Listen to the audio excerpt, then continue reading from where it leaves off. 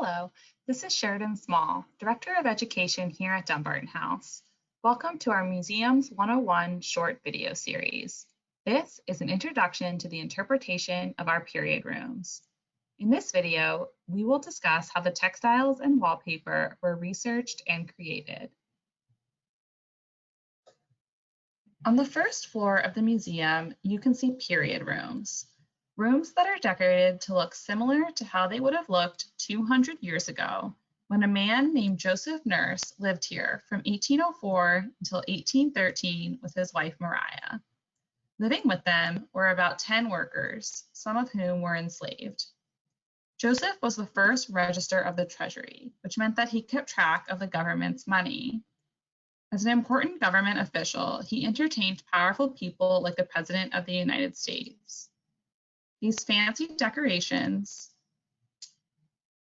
showed guests like the president that Joseph, too, was an important and wealthy person.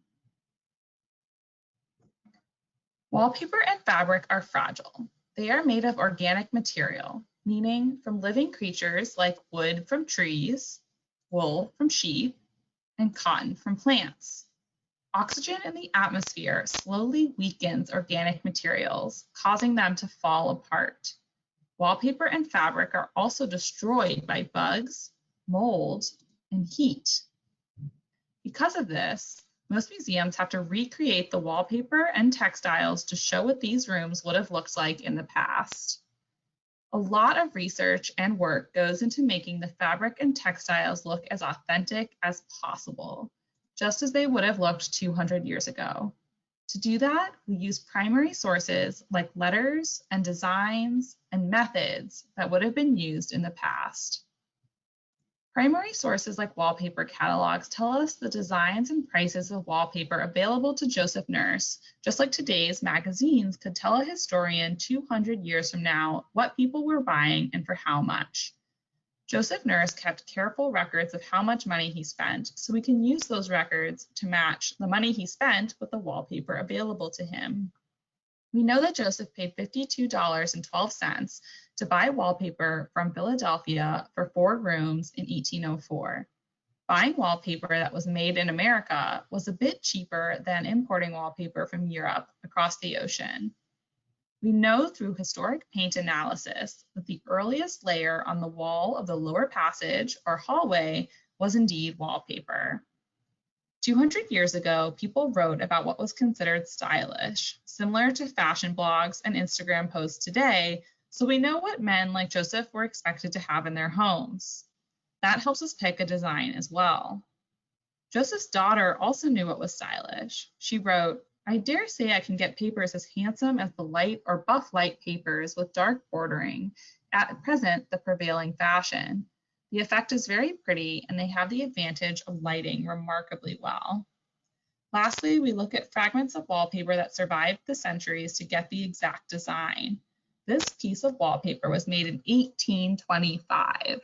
It comes from the Van Cortlandt House Museum in New York City. In a second, you can see how the design was recreated here by Adelphi Paper Hangings, located in Sharon Springs, New York. They used the same methods used 200 years ago. Back then, it wasn't possible to make one long continuous roll of paper, so after smaller sheets of paper were made, they were glued end to end to create a continuous roll. You can see those lines where the paper was joined here. Then the background color was hand painted. Once that was dry, the pattern could be applied on top using hand-carved wooden printing blocks.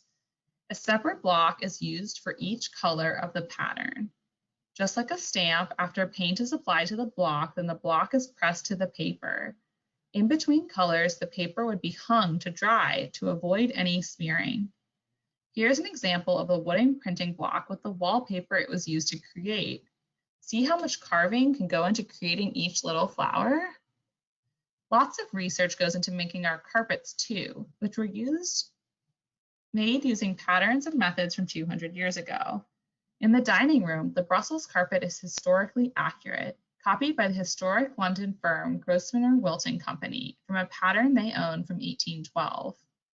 Made in 27 inch wide strips. These strips were fitted to the room and then sewn together, just like they were in our parlor.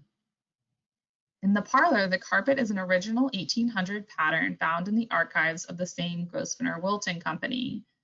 It is also a Brussels carpet, which means that the weave has a raised loop to give it pile. Pile is the soft projecting surface of a carpet consisting of many small threads.